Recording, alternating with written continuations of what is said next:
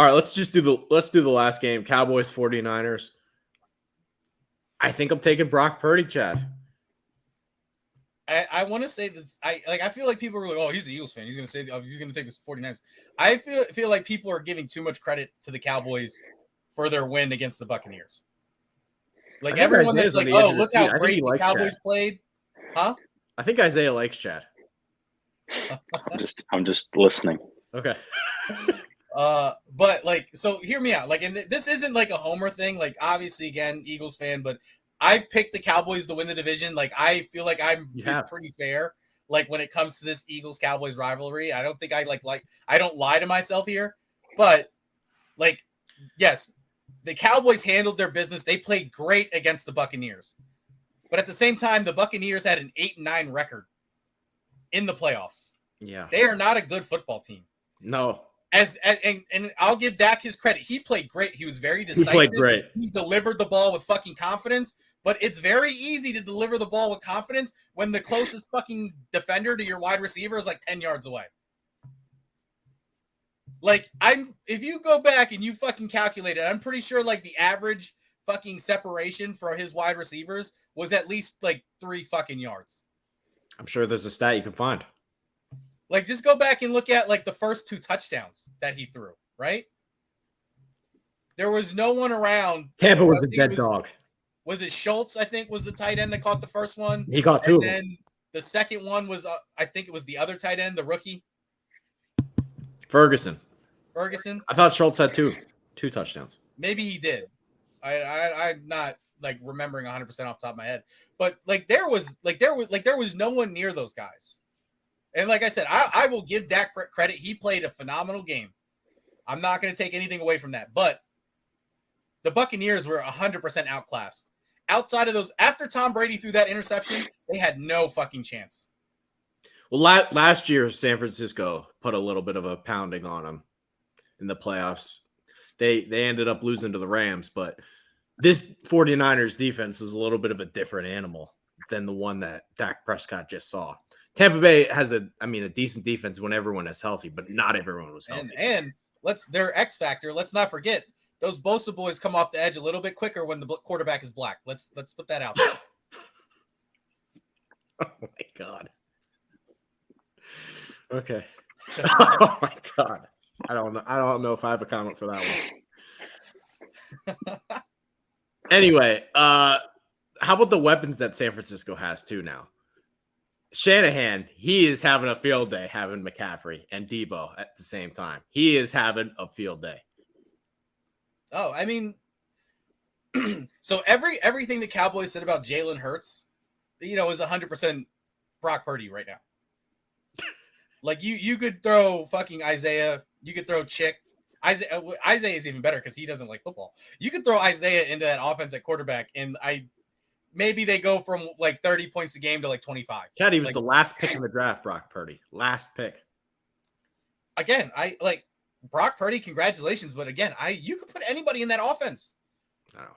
Like we literally have seen it with Nick fucking Mullins. these Shanahan offenses. CJ Beathard. Even with fucking when he was with Atlanta. Matt Ryan. You could throw anybody in there. Matt Ryan was an MVP. Yeah. An MVP in the league. Jimmy Garoppolo was killing it. Yeah. Fucking Trey Lance. Well, Trey Lance wasn't doing too great, but I don't know. But I think they're so talented that I feel like we talk about offensive lines. I feel like San Francisco's offensive line is never brought up, but like, oh, they're good. They give a quarterback a clean pocket. They push people around. Trent Williams might be the best offensive lineman that there is.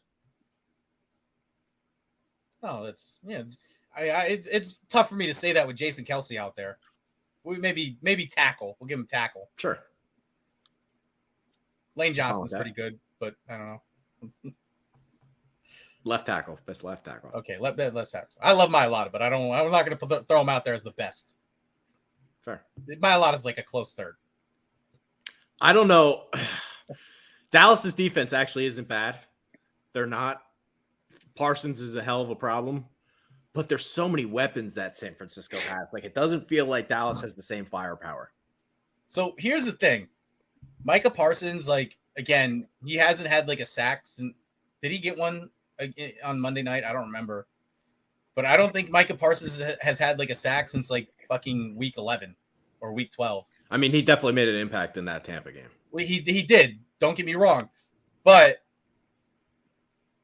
so think about the first Eagles game. Micah Parsons really didn't have that much of an impact until Lane Johnson got hurt. Even the second Is he going to be healthy, Lane Johnson? Huh? Is he going to be healthy, Lane Johnson? So I don't know. He does have the injury. He's come out since and said the initial kind of like diagnosis on the injury, it's not as bad as they first thought. And I mean, even if Lane Johnson's 50%, I would take him over maybe a good 40% of the tackles, the right tackles in the NFL at like 50%. So I think that he'll be fine no matter what. But I don't want to get away from this game. So I would say this: if there's anybody in the NFL who I would say can neutralize Micah Parsons' effect on a game, play calling wise, not like player wise, it's gonna be Shanahan. Like as much as I talk about fucking Andy Reid waking up in the middle of the night in a cold sweat to write down plays, that's probably Shanahan too. Yeah. How about the difference in these two teams running the ball? Because I feel like Dallas has to be able to run the ball to have any chance here. I feel like that's always the case for them. Yeah. Like historically, Dallas is good when they're able to run the ball. They have to run the ball here. I think for Dallas, their problem right now is they're trying to force feed the ball to Zeke when it's clearly Pollard is better at running the ball right now.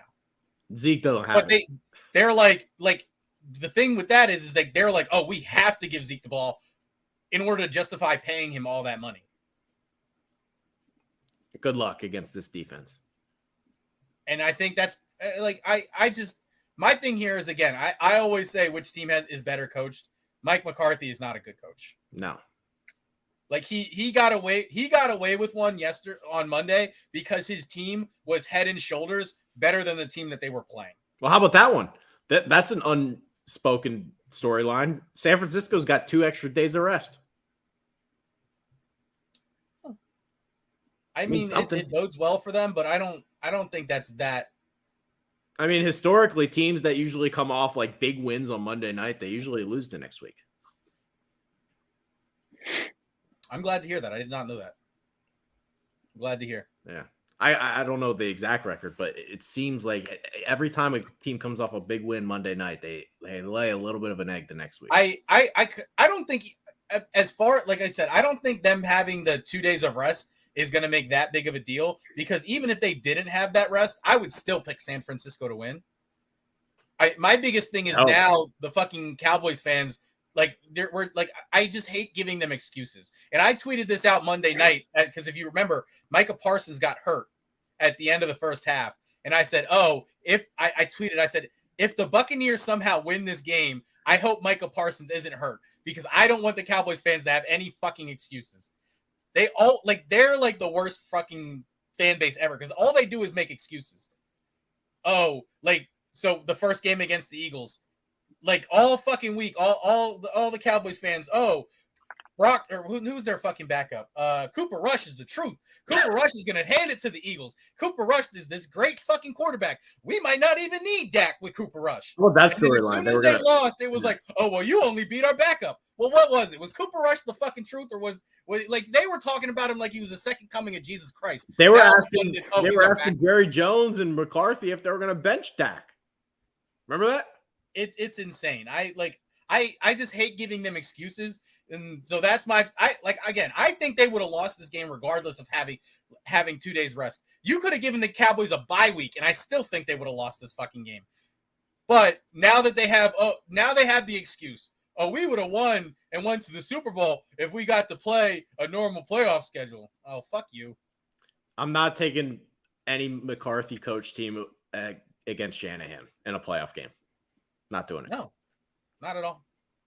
I talked to somebody and give him credit. This guy I was talking to yesterday at my job, he was a Cowboys fan, but he actually knew what he was talking about. I give him all the credit in the world. It's very, very rare you find a Cowboys fan that actually knows what they're talking about. Your dad is one, but I only say that because I'm scared of him. No, I'm just kidding, Mr. Delbert. If you see this, I'm just kidding. But anyway, so like this guy I was talking to, he was even agreeing, like, oh yeah, Mike McCarthy isn't that good of a coach. I was telling him, he's like, yeah, if we had any other coach, like I'd be very like good on our chances, but I'm a little iffy with McCarthy. And I was like, oh yeah, this Cowboys fan, he knows what's up. How about any worry for Brock Purdy? Any worry that he gets exposed here? I think there is. Again, Brock Purdy's job is like he literally has like he doesn't have to throw a touchdown. He doesn't have to throw for a bunch of yards. There were a couple throws in that Seattle game where I went, eek. But overall, I think he played all right. All he has to do is not turn the ball over. If he turns the ball over, all he's doing is giving the Cowboys the chance they need to win. If he manages to go 0 turnovers the entire game, there's not a doubt in my mind San Francisco wins the game. He can go 1 turnover, I think they still win. My obviously the biggest concern there is the biggest fucking Russian roulette fucking player in the league, Trayvon Diggs. Yeah. Like, I know the people in the Vendetta Slack hate him. I think he's a good football player. I don't get me wrong. He's a good football player. It would be nice if I was a Cowboys fan, I would absolutely I would have the biggest love-hate relationship with that guy because obviously the fucking interceptions are outstanding. Yeah. It's him constantly getting fucking cooked. That is the part problem. of the game. It's part of the game. And he tackles. He does tackle. But his like interception to getting burnt for 50 yards ratio is like it's literally like a coin flip. Oh, interception. You need a turnover. Oh, I just got cooked for 60 yards. Like it's literally 50-50. He's either picking it off or he's getting burnt down the sideline. I like him. I think if he's matched up 1-on-1 with Ayuk, he wins the matchup. Fair. I also think that again, if there's any coach in the league that can 1000% take advantage of his iffiness, is like I'm not going to be surprised if there's literal like half of the play call sheet is designated to getting him to bite and just torching him. Yeah, like I would not be surprised. Oh, it's 3rd and 10. Time to go after Diggs. Right? So I think anticipate a lot of sluggos. With Debo and McCaffrey on the field at the same time, they are a different animal. Like, man, did you see that one play where Debo was in the backfield? He had McCaffrey out in the slot, and he threw a slant to McCaffrey. It was unbelievable. Well, even too, like think about it. Last year when they played in the playoffs, it was literally just 90% of their plays were just giving the ball to Debo. McCaffrey, though, he's such a decoy. He is such a decoy. And no, that's what I mean. That's what I mean. Like 90% of the plays last year were give the ball to Debo. Now it's just like I don't think McCarthy is smart enough to be to be able to game plan for like all those moving pieces. Like I'll give McCarthy credit where he's smart enough to be like, oh, Debo Samuel fucking killed us last year and focus on Debo Samuel. But now like, okay, well now you're focusing on Debo, McCaffrey, George Kittle. They're all going to have big days. They got too many guys. Yeah. I think that's all the games. Yeah. So you're going with, let's do a quick rundown. We're both going with Kansas City, although I do think Jacksonville can keep it close. You think it's going to be the closest game? I think it's going to come down to a last-second field goal. Would that be something? I think we're both on the side of the Eagles, obviously. We're anti this one. You're on the Bengals, I'm on the Bills, and then we're both on San Francisco. Yeah. All right. Well, we had to have don't get me wrong. like I'm obviously an Eagles fan, but like if the Giants really like if I honestly felt the Giants had a fucking shot here, like I would tell you the Giants are gonna win. But I don't see it. That's not a good football team. Roster wise, they're not a good football team. Right. And I mean they've got a good coach. I'll give them that. Absolutely. They wouldn't be here without him. Right. I mean, I wouldn't mind giving Brian Daboll Coach of the Year. I think he should. I think he's the home run winner for Coach of the Year. It's got to be him or Peterson. Yeah, Peterson's got a good argument. Can they split it up? NFC and AFC Coach of the Year? I don't think they do that. I think it's just which one. All right. I mean, maybe whoever. I honestly, whoever goes farther in the playoffs that's the one. But they might both get kicked out this weekend, so who knows? Well, not might. Both. At least one of them is getting kicked out this weekend because we know Brian Daboll's gonna get sent home. All right. Any closing thoughts, Isaiah? Closing thoughts. I got nothing. Go football. Sure. Chad, any closing thoughts? No. I said everything that I need to say. I'm good. My closing thought: Chicago Bears. Pick up the phone. Baltimore Ravens call you. Lamar Jackson, Justin Fields swap. Think about it. See, that's. I feel like I don't. That's interesting to me. You're like. I mean, Fields and Lamar, they're basically like the same player. Oh, I think Fields. I feel like Lamar's a better runner, though. I think Fields will be better eventually. Oh, okay. Pick up the phone. Maybe swap pick 23 and Lamar for Fields and pick 1. They're not going to do that. I don't. Honestly, if I'm Chicago, I don't know. Who is their GM? Bears number 1 in cap space, $92 million. Lamar Jackson. Bears ever changed their GM, or is it still that guy that picked Mitch Trubisky? It's not. It's Ryan Poles.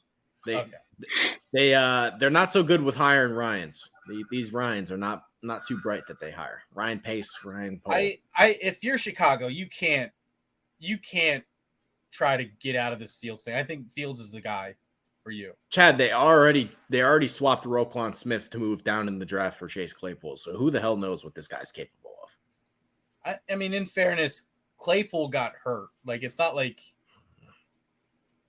we don't know if Claypool stays healthy if he makes a difference. Played, didn't he? Yeah, for like 2 games, and then he got hurt. No, he played more than 2 games. I feel like he got hurt like almost immediately. He just wasn't existing because he's not that good. I think he played. I don't care enough to look it up. He just played in the last week of the season against the Vikings. 2 catches, 29 yards. After being hurt all season? No. He played 7 games with the Bears. He had 14 catches for 140 yards, 0 touchdowns. I felt like he was hurt for longer than that. He's just not that good. I was clearly wrong. But I was wrong. If their GM is capable of making that trade, then he's capable of doing other things. So, true. That's very true. I like any them, like outside of them, like moving fucking Justin Fields for fucking what is his name? Lamar Jared Jackson. Allen? No, not Jared Allen. Yeah, is it? Hey, Bears number 1 in cap space. If Lamar wants to contract, hey, good place to start. Unless they're moving him for like Joe Burrow or fucking Allen or Pat Mahomes. Like, wait, I can have Burrow or Allen? Huh? I can have Burrow or Allen for Lamar Jackson? No, I meant from Chicago's point of view. Unless they're moving Fields for like Allen, fucking Burrow, or Mahomes, I think it's a mistake, which obviously you're not going to be moving for those guys. So. All right, Chad, I think we covered it. Yeah, I think we're good. Yeah. As you can see, check out our website, vendettasportsmedia.com. You could, if you're watching this on YouTube, subscribe to the channel, hit the bell for notifications, like the video so that people elsewhere can see it. You follow the site on Twitter, Vendetta VSM. You follow Trey at Trey Daubert, myself at Lowfooted. Isaiah, I don't know if you want a bunch of people following you on Twitter.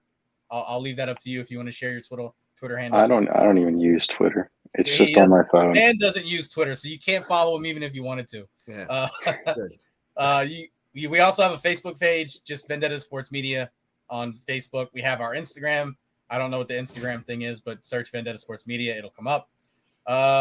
LinkedIn. Go check us out on LinkedIn. Other than that, thanks for watching, and we'll see you next week. All right.